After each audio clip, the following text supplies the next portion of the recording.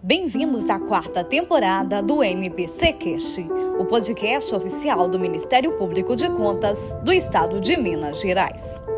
Transparência, controle, gestão pública em debate, informação que faz a diferença. Olá, prezados ouvintes e caros telespectadores, sejam bem-vindos a mais um episódio do nosso podcast. E hoje eu tenho o prazer de co-apresentar este episódio com a professora da UFMG e também assessora da Procuradoria-Geral do Ministério Público de Contas do Estado de Minas Gerais, Maria Tereza Fonseca Dias. Bem-vinda, professora. Muito obrigada pelo convite, vai ser um ótimo debate. Sim, e para isso nós temos o prazer de receber hoje a professora Ana Carla Duarte Crispim, consultora do Núcleo de Desenvolvimento das Engenharias da Sociedade Mineira de Engenheiros, entidade precursora do CREA. Bem-vinda, professora. Prazer é meu, muito obrigada pelo convite, obrigada, professora Maria Tereza. Vai ser realmente um debate excelente. Sim, com certeza. Hoje nós vamos falar sobre as obras paralisadas. E para começar, professora, falando desse cenário das obras paralisadas, eu queria que você nos contextualizasse sobre, no Brasil, em Minas Gerais, como que está esse panorama? O que acontece? O cenário de obras paralisadas é um cenário muito antigo, né, no Brasil. Ele não é de hoje, mas parece que a partir de 2021 é que os órgãos de conta tomaram, assim, um impulso no controle dessa realidade, que é uma realidade secular no Brasil. A interrupção de uma obra por motivos políticos, por péssimo processo de planejamento, por fiscalizações da própria administração, às vezes deficientes, né? Às vezes por processos seletivos equivocados, modelagem do processo seletivo equivocado. E a partir de 2021, com o voto precursor do atual presidente do Tribunal de Contas da União, a gente teve uma mexida nesse cenário, porque quando as pessoas assustaram, falaram, opa, 8.000 obras paralisadas federais, né? São 8.000 obras federais, isso sem contar as nacionais, as estaduais, as municipais. E isso, eu costumo dizer que uma obra não é só uma obra, né? Sobretudo quando é uma obra pública. Eu falo assim, uma obra não é só uma construção, em primeiro lugar, é sempre um conceito complexo. Quando é uma obra pública, vai além do conceito de uma obra, porque ali tem interesse do menino que está sem ir para a escola, do paciente que está sem o leito, do acesso que não acontece ou dos acidentes que se multiplicam numa obra de infraestrutura viária. Então, a realidade no Brasil, a partir de 21, todo mundo começou a prestar mais atenção nisso e depois a gente tem um sequenciamento de votos, né, do Tribunal de Contas da União, muito interessante, com uma rodada em 21, o segundo ciclo de análise em 22 e o terceiro em 24, no qual a gente constata que a realidade é muito triste, porque aumentou em quase 1/3 a paralisação. Então, em vez de vir no cenário decrescente, né, de remediamento, de correção daquela realidade que era drástica já em 2021, a gente chega em 2024 com a situação bem pior.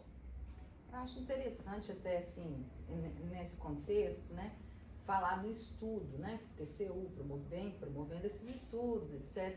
E é interessante que os estudos também estão se aprimorando, né, para tentar levantar efetivamente quais as causas, né, porque ainda há ali um campo nebuloso, ou há concausas, né, às vezes várias causas, porque é importante saber as causas para poder combater o problema da paralisação, né? E esses dados também revelaram que a saúde e a educação são as áreas mais afetadas, né? Pese elas estarem disseminadas por vários campos, né? Essas duas áreas são as mais afetadas E é óbvio, né, que são áreas sensíveis e que uma maior demanda de serviços sociais, prestações. Então, de fato, assim, o prejuízo, né, ele é muito grande quando uma obra está paralisada. Perfeito. E a professora Maria Tereza tocou num ponto importante, que são justamente as causas. Quais são as principais causas que levam essas obras a ficarem paralisadas?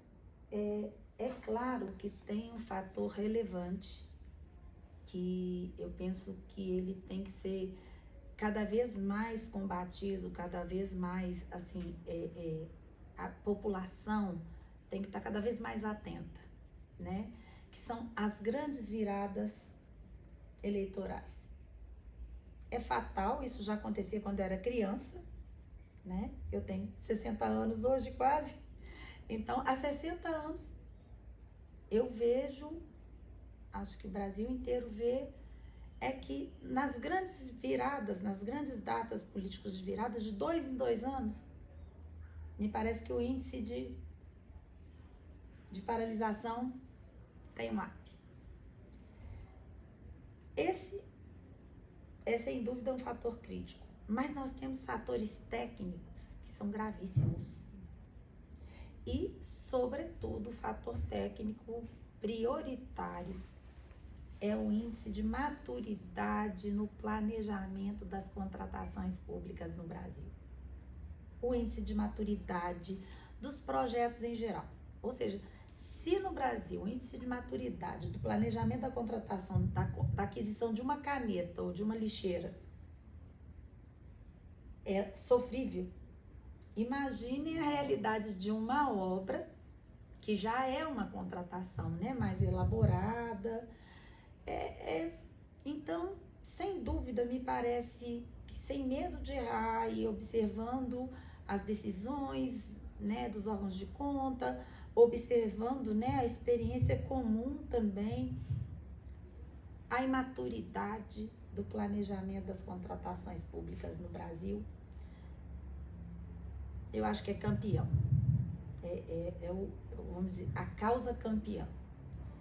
Afora disso também, né, para além dessa realidade, a gente tem também processos seletivos dos contratados extremamente equivocados, né? Parece que agora a nova lei ela traz uma esperança, né, no horizonte, quando ela já fala assim, opa, obra e serviço de engenharia por pregão menos, né? Então, existiu, né, aquela ideia de que, não, serviço comum vai licitar tudo por pregão, qualquer coisa por pregão.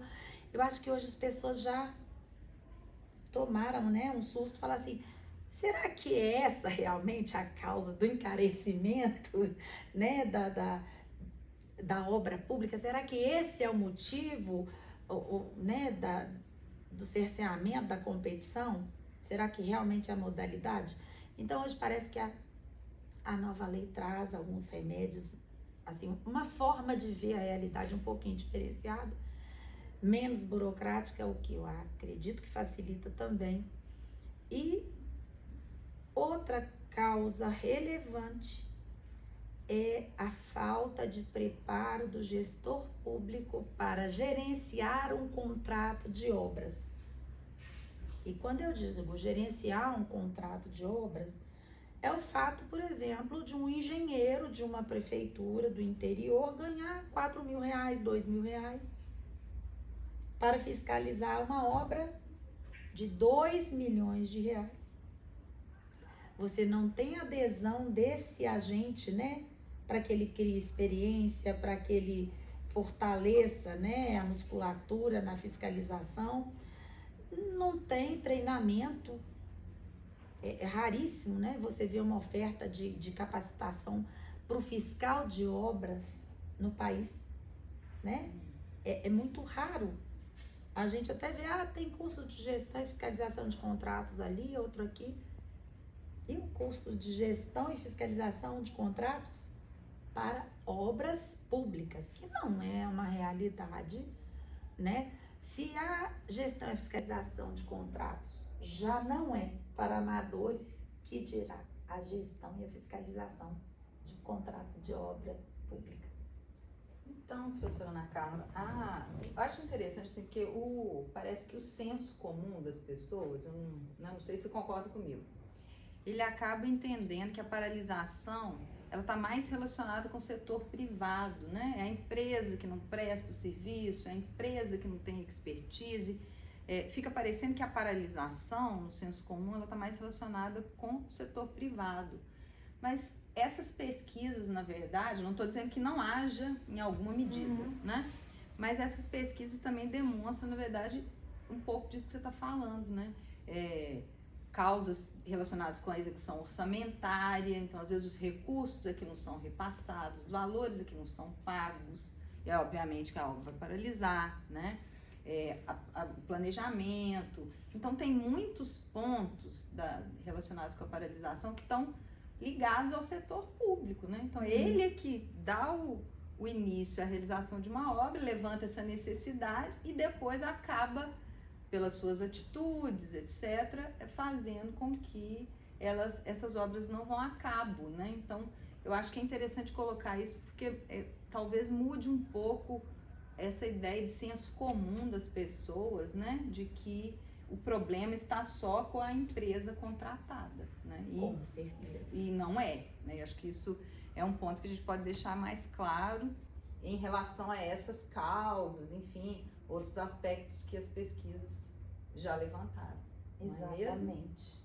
Sim, professora Ana Carla, muito obrigada pela sua participação aqui, muito obrigada pelas contribuições que a senhora trouxe ao tema. Pode dirigir as suas considerações finais, se tiver algo mais que a senhora desejar falar também, pode ficar à vontade. Eu só queria mesmo agradecer vocês todos, né?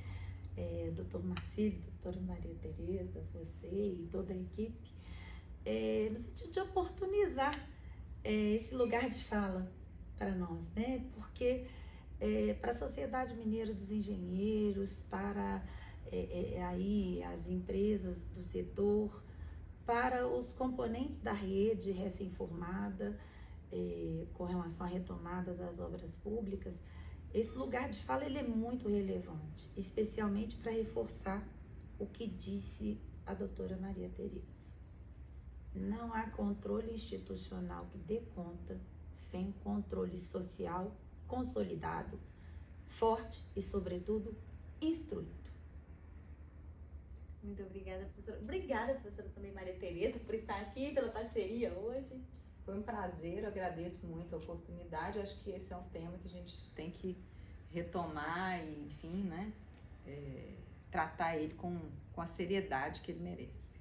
Prezados ouvintes e caros telespectadores, hoje nós recebemos a professora Ana Carla Duarte Crispim e eu tive também a coparticipação da nossa assessora da Procuradoria-Geral do Ministério Público de Contas do Estado de Minas Gerais e também professora da UFMG, Maria Tereza Fonseca Dias. Nós vamos disponibilizar aqui embaixo para vocês o link do estudo que a professora Maria Tereza citou do TCU. Até o próximo episódio. Este e outros episódios estão disponíveis no Spotify e em nosso canal no YouTube. Para acompanhar tudo o que acontece no Parquê de Contas Mineiro, acesse nosso site mpc.mg.gov.br. Também siga-nos em nossas redes sociais. Acesse, ouça, participe. Ministério Público de Contas do Estado de Minas Gerais. Integridade, transparência, efetividade.